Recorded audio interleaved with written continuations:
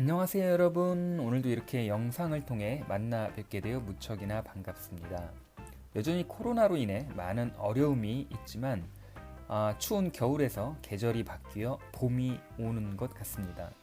여러분 혹시 수소 경제에 대해 생각해 본 적이 있으신가요? 오늘은 수소 경제에 대한 이야기를 해보면서 지난달 주총 후기와 함께 지역 난방공사 종목에 대한 간단한 업데이트를 하려고 합니다. 왜냐하면 주총 때 잠시 수소 연료 전지 발전에 대한 언급이 있어서요. 제가 수소 경제에 대한 몇 가지 자료를 좀 조사해서 오늘 이렇게 영상으로 만들어 보았습니다. 지난 2020년이죠. 정부는 코로나 위기를 극복하고 글로벌 경제를 선도하기 위해 한국판 뉴딜 정책을 발표했습니다. 이는 과거 추격형 경제에서 선도형 경제로 그리고 탄소 의존에서 저탄소 경제로 큰 전환을 하겠다는 계획이었는데요. 이 큰 그림에서 디지털 뉴딜과 함께 저탄소 친환경을 내세운 그린 뉴딜의 두 가지 핵심 축을 통해 고용 안정과 양극화를 완화하는 포용의 사회로 도약하겠다는 아주 멋진 정책이었습니다. 결국 정부는 2025년까지 160조 원을 투자해 일자리를 190만 개를 만든다는 구상이었고요. 이처럼 녹색 산업 혁신 및 생태계를 구축하기 위해서는 저탄소 및 친환경을 지향해야 하는데 여기에 정부는 수소 경제에 강한 정책적 드라이브를 걸고 있습니다. 2019년 산업자원부는 수소차와 연료전지를 양대 축으로 수소 경제를 선도할 수 있는 산업 생태계 구축이라는 수소 경제 활성화 로드맵을 발표하였습니다. 첫 번째는 수소 연료전지 자동차의 누적 생산량을 국내 내수 승용차 기준으로 18년 2,000대에서 22년 6만 5천 대, 그리고 2040년에는 무려 290만 대를 보급할 계획이고, 이러한 계획에 따라 수소 충전소도 18년 14개에서 2022년 310개, 그리고 2040년에는 1200개로 확충할 계획이라고 합니다. 두 번째로는 수소 연료전지 발전소를 2040년까지 국내 8기가와트까지 확대할 방침의 보도 자료를 발표하였습니다. 그림에 나와 있는 것이 현대자동차의 넥소라는 수소 연료전지 자동차입니다. 수소 연료전지 자동차의 장점은 충전하는 데 시간이 5분 정도로 짧게 소요가 되며 한 번 충전으로 500에서 600km의 주행 거리가 가능하다는 것이지요. 하지만 단점도 있습니다. 바로 충전소가 현재 거의 없다는 것이고요. 100% 전기 자동차에 들어가는 2차 전지에 비해서 효율이 다소 떨어진다는 것입니다. 게다가 만약 전고체 배터리가 상용화된다면 수소 연료전지 자동차의 경쟁력이 아무래도 급격히 떨어지지 않을까 우려가 되기도 합니다. 어쨌든 오늘은 수소 경제에 대한 큰 그림을 이야기하려고 하였으니 수소차가 대세이니 아니면 전기차가 좋다느니 하는 논쟁은 잠시 피하도록 하겠습니다. 앞서 언급한 수소 경제에 대한 정부 정책에는 2022년, 그러니까 내년이죠. 수소 연료 전지차가 6만 5천 대를 보급할 계획이었죠. 그러나 국토교통부 통계 자료에 따르면은 수소차는 18년 말 등록 대수가 1,000대, 1,000대 미만인 893대로 출발했고요. 2년 만인 2022년 12월 말 기준 작년이죠. 1,906대인 1만 대를 간신히 돌파하였다고 합니다. 하지만 계획 대비 속도가 굉장히 늦음을 알 수 있을 것입니다. 그리고 이제 수소 충전소는 전국에 현재 4월 기준 56개가 있는데요. 앞서 말한 산자부 계획 22년까지 310개인데 역시 많이 늦음을 알 수가 있겠습니다. 그나마 전국에 60여 개가 있지만 보시면 서울에는 고작 4개의 충전소밖에는 없습니다. 그렇다면 전국의 주유소는 몇 개나 될까요? 점진적으로 감소하는 추세이기는 하지만 여전히 전국 1만 곳 이상의 주유소에서 기름을 팔고 있다고 합니다. 사실 필요 이상으로 많은 주유소가 운영이 되고 있다는 느낌이 국내 어느 곳을 가나 주유소만큼 잘 보이는 것이라고 한다면 아마 교회와 커피숍이 아닐까 생각이 들 정도인데 경제 전문가들은 적정 주요소 개수를 대략 7,000개 정도로 집계하기도 이제 하더라고요. 어쨌든 수소 충전소는 절대적으로 부족하고 적습니다. 주유소에 비교할 것도 없고 전기 충전소와 비교해도 너무나 터무니없이 적습니다. 이렇게 수소차를 보급하기 위해서는 근본적으로 수소 충전소에 대한 인프라가 확충이 되어야 하는데 충전소 건립에 들어가는 비용과 함께 혐오시설 이미지로 인한 지역 주민 민원 등 아직 갈 길이 멀어 보이기만 합니다. 정부의 수소경제 로드맵에 따르면은 2022년에 310개가 계획인데 현재 60개가 채 안 되고 있다는 게 엄연한 현실이고 2040년까지 1200개를 보급한다는 산자부 계획은 적정 주유소인 7000개, 현재 주유소 숫자인 1만 개에 한참 미치지 못하고 있는 것도 현재의 실정입니다. 그렇다면 정부는 지금 뭘 하고 있는 걸까요? 2019년 수소경제 로드맵을 수립한 이후 2020년 거창하게 한국판 뉴딜 정책에서 핵심 축인 그린 뉴딜을 확대하기 위한 노력에는 반드시 수소자동차와 충전소 그리고 수소연료 전지 발전소 건립이 필요하지요. 네, 여기에는 바로 지역 난방공사가 그 선두에 있다고 할 수 있겠습니다. 수소 충전소 확충과 수소연료 전지 발전, 수소연료 전지 발전 이 두 가지 그린 뉴딜의 어떤 중대한 핵심 정책인데 바로 지역 난방공사가 그 앞에 선두에 있다고 할 수 있겠습니다. 지난 2020년이었죠. 정부와 함께 수소 충전소 구축을 위한 특수 목적 법인에 대한 MOU가 체결이 되었습니다. 그 특수 목적 법인이 바로 코하이젠이라는 회사가 올해 이제 설립이 되었습니다. 정부는 수소 경제의 활성화를 위한 노력 중 하나인 수소차 확대를 뒷받침하기 위해서 현대자동차를 중심으로 한 특수법인 하이넷 그리고 한국지역 난방공사가 주도되고 S-오일, GS-칼텍스, E1, LPG가스죠. 현대오일뱅크, 다수의 이제 그 에너지 기업과 지방자치단체와 함께 참여하는 특수법인이죠. 코하이젠 그리고 SK그룹 등이 수소 인프라 구축에 이제 앞다퉈 나서고 있는 그런 어떤 가운데에 있는데요.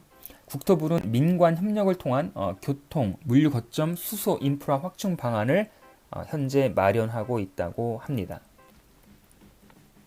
코하이젠은 그 코리아 하이드로전 에너지 네트워크의 어떤 줄임말을 사명으로 지금 썼는데요. 자본금이 뭐 100억 중에 그 지역난방공사가 29억을 투자해가지고 아마 최대 주주 자리에 올라섰다고 합니다. 그 지역난방공사 황창화 사장이죠. 이제 정부의 수소경제 활성화 정책과 이제 발맞춰서 그 수소 에너지 활성화의 공급 계획, 사업 추진 방향을 이제 포함한 수소경제 활성화 로드맵을 독자적으로 지난 2020년 3월 수립했습니다. 이 로드맵에는 전국에 이제 10개의 기체 방식 상용차 수소 충전소를 설치하고 2023년 액화 수소 방식 수소 충전소 25개 이상을 설치하는 게 목표로 나와 있습니다. 물론 앞서 말씀하신 코하이젠이라는 특수법인을 아마 활용할 것 같아요. 또한 계획에는 수소의 생산, 이송 등을 이제 위한 수소 인프라 구축, 그다음에 연료전지 설치 등의 연료전지 확대 보급 방안, 폐자원 에너지화를 통한 수소 생산, 수소도시 기획과 같은 연구개발 확대 등 3가지 중점 과제와 6개의 전략 과제가 포함되어 있다고 합니다. 신한금융은 작년 10월 에너지 이노베이션 파트너스와 이제 컨소시엄을 이뤄가지고 코하이젠 사업 재무적 투자자 우선 협상 대상자로 이제 선정이 되었다는 보도도 나왔다고 이제 하는 것을 보면 굉장히 정책적으로 강한 의지를 가지고 현재 수소 드라이브를 걸고 있는 모습입니다. 지금까지는 이제 수소 연료전지 자동차와 함께 수소 충전소에 대한 것을 좀 알아보았는데요. 이제 이것과 함께 수소 경제에 있어서 중요한 또 다른 축이 바로 이제 수소 연료전지 발전소입니다. 며칠 전 이제 언론에 세계 최대 규모의 이제 수소 연료전지 발전소가 이제 화성에 건립된다는 보도가 있었는데요. 이처럼 수소 연료전지 발전 또한 정부가 아주 강하게 밀고 나가는 정책 중에 하나일 겁니다. 그런데 바로 여기 화성 동탄에 지역 난방공사가 11메가와트 규모로 약 2만 5천 세대에 공급할 수 있는 수소 연료전지 발전소를 준공하여 현재 이제 운영하고 있습니다. 그 지역 난방공사는 LNG를 엄청 다량으로 이제 한국가스공사를 통해 이제 구매를 하고 있는데, 이 LNG에서 이제 수소를 추출해가지고 에너지원을 사용하여가지고 이제 발전을 하는 그런 이 원리가 되겠습니다. 지역 난방공사 이제 황창하 대표는 수소경제 이제 활성화 추진 방안에 지역 난방 네트워크와 연계한 연료전지 확대 보급과 함께 수도권 입지 및 열수송관 건설 노하우를 활용한 생산, 수송 인프라 이제 구축 사업 등 세부 추진 계획을 세웠는데요. 요약하면 수소 충전소 확충과 함께 수소 연료전지 발전소 건립을 확대한다는 정책이라고 말할 수 있겠습니다. 자, 그러면 왜 지역난방공사가 이토록 수소 경제에 적극적인 자세를 취하는 걸까요? 그 이유의 답은 아마 여기에 있을 것 같습니다. 바로 산업자원부가 지역난방공사의 최대 주주로 되어 있습니다. 그러다 보니 정부가 추진하는 한국판 뉴딜 정책 중 핵심 축 중의 하나인 그린 뉴딜 정책에서 가장 중요한 수소 경제를 산업자원부가 오너십을 가지고 드라이브를 걸고 있는데, 이것을 마땅히 구체적으로 이제 사업을 수행할 파트너가 필요하니 이제 산업자원부 입장에서는 가장 손쉽게 시킬 수 있는 지역난방공사가 수소 경제의 가장 앞에 선두에 위치할 수밖에 없는 그런 상황으로 저는 좀 분석이 됩니다. 물론 이제 지역난방공사가 LNG를 많이 사용하기 때문에 이제 수소를 갖다가 이제 만들 수 있는 어떤 그런 이런 어떤 회사의 사정도 있지만, 아무래도 이제 산자부가 최대 주주로 있기 때문에 어쩔 수 없습니다. 정책적으로 같이 가야만 하는 그런 어떤 운명이 될 수밖에. 한국전력 같은 데는 아무래도 기획재정부나 이제 산업은행이 최대 주주이고 워낙 시총도 큰 회사이다 보니까, 그리고 요즘 적자도 물론 조금 해소하긴 했지만 아마 쉽진 않았을 뿐만 아니라 굉장히 민감하죠. 거기는 워낙 크고 주식수도 많고 하니까. 비교적 이제 규모도 적고 이제 산자부가 이런 어떤 지역 난방공사를 아무래도 한전보다는 훨씬 더 수월하게 이렇게 좀 어떤 수소 경제에 있어서 많은 사업 시행에 있어서 좀 진행을 하는 것으로 저는 개인적으로 좀 추론을 해 봅니다. 자, 그럼 정부에서 부르짖는 수소 경제 과연 본질이 무엇일까요? 기후 변화에 대한 인류의 생존이 걸린 문제라고 봅니다. 다시 말해서 화석 연료 사용으로 인한 탄소 배출은 기후에 대한 지구 온난화를加速시키고 있죠. 이는 이상 기후와 자연 재해 등의 어떤 인류의 큰 재앙이 아닐 수 없겠고, 더 나아가 이제 인류의 생존에 관련된 문제이기 때문입니다. 그렇기 때문에 이제 자동차에서 내뿜는 탄소 배출을 줄이기 위해서 내연 기관에 대한 어떤 엄청난 규제와 함께 전기차와 같은 친환경 차에 대한 수요는 더욱더 이제 커질 것이죠. 그래서 이제 RE100 같은 탄소 배출 제로라는 캠페인과 함께 이제 ESG 같은 환경 문제의 기업 경영에 있어서 중요한 도전 과제로 받아들여지고 있습니다.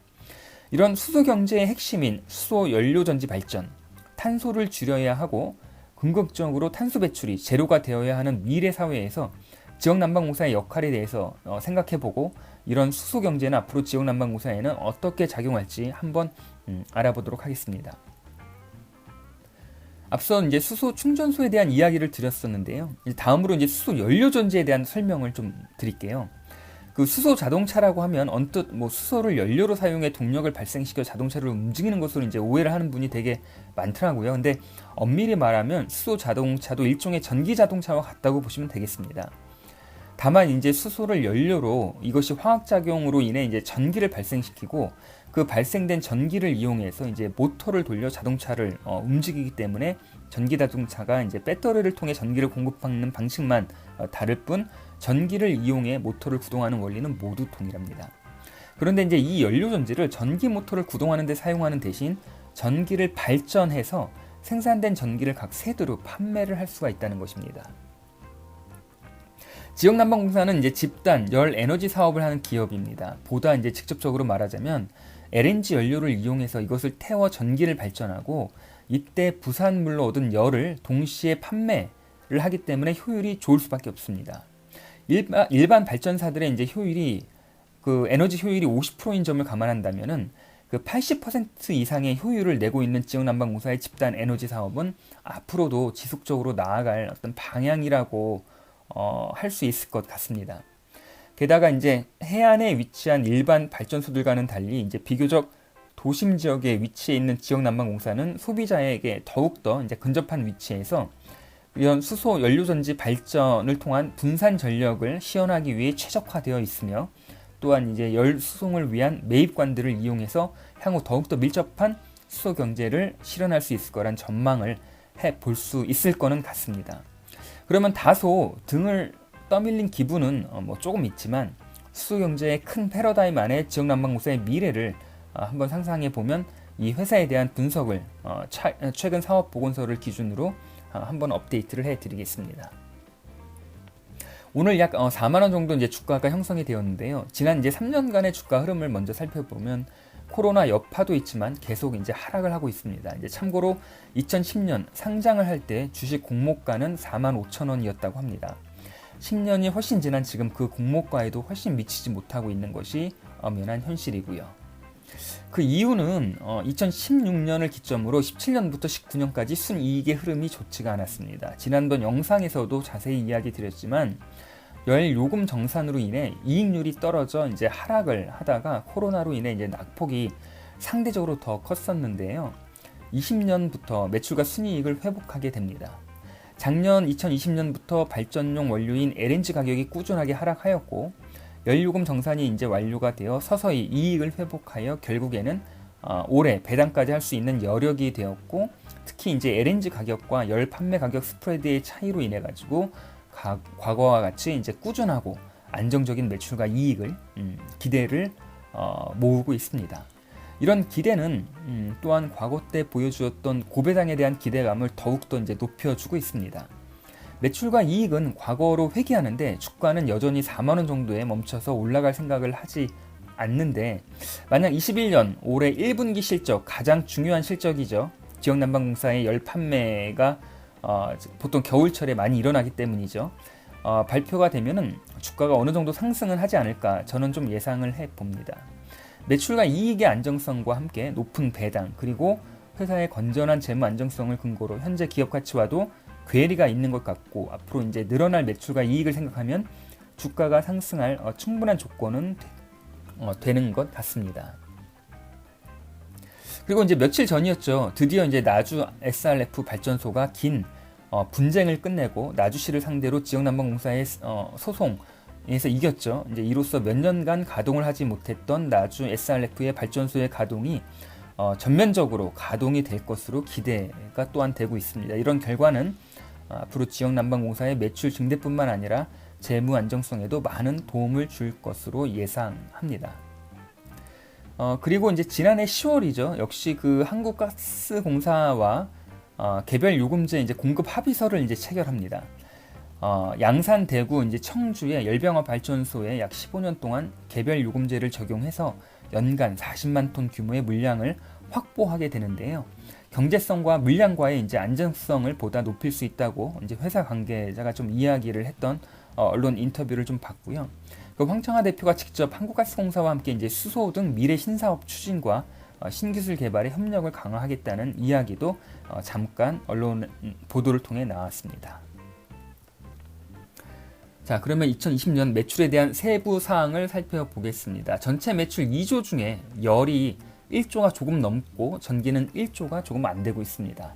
열 판매와 전기 판매의 매출이 비슷한 이제 상황인데 전기 판매는 코로나 때문에 작년에 매출이 아마 그렇게 크진 않았을 것 같아요. 근데 이제 이러한 것들이 코로나 이후에 어느 정도 산업이 회복이 된다면은 열 판매와 함께 전기 판매도 굉장히 좋은 실적이 나지 않을까 그렇게 좀 기대를 해봅니다. 마지막으로 이 주식 종목의 투자 포인트 3가지로 한번 좀 정리해 보았습니다. 첫째는 수소 테마주에 편승하기에 아주 딱 알맞은 조건입니다. 수소 연료전지 자동차의 시급한 보급을 위해서는 수소 충전소의 확충이 필수적이죠. 수소 연료전지 발전 또한 정부가 앞으로 활성화하려는 주요 정책 중의 하나로 만약 정부 정책이 제대로만 나아간다면 이에 대한 수혜를 어느 정도 좀 받을 수 있을 것 같습니다.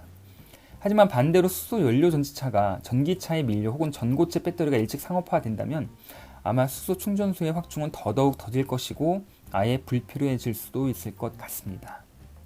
하지만 수소 연료 전지 발전 사업도 현재까지는 그 LNG 가스에서 수소를 좀 만들어내는 비용과 발전소 설비 및 건설 비용이 조금 높다고 합니다.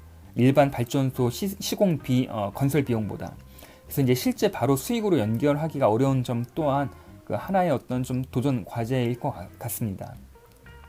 물론 정부에서 신재생 에너지 보급 정책의 일환인 RPS 제도를 연료 전지만 떼서 그 HPS로 이제 이원화할 계획이라고는 하는데 아직 뭐 구체적인 것은 뭐 보도되지 않고 이제 불확실한 상황에서 이제 정부에 조금 이제 좀 밀려서 사업을 할 수밖에 없는 것이 어떤 위험을 증가시킬 수 있는 하나의 또 요인이 될 것 같기도 하고요. 두 번째는 그 연료금 조정과 이제 LNG 가격의 안정세는 과거 이 회사의 매출과 이익 정도로 돌아갈 가능성이 크기 때문에 현재 공모가에도 못 미치는 주가는 매우 저평가 구간이라고 할 수 있을 것 같습니다. 마지막으로 매출과 이익 시현이 기대만큼 된다면 높은 배당 성향을 자랑하던 옛 시절의 시가 배당률을 또한 기대할 수 있을 것 같습니다. 특히 나주 SRF 소송이 승소로 끝났기 때문에 그 대손 충당금 등 여러 회계 지표를 좀 더 우량화할 수 있을 거라 이제 기대를 좀 해보고요.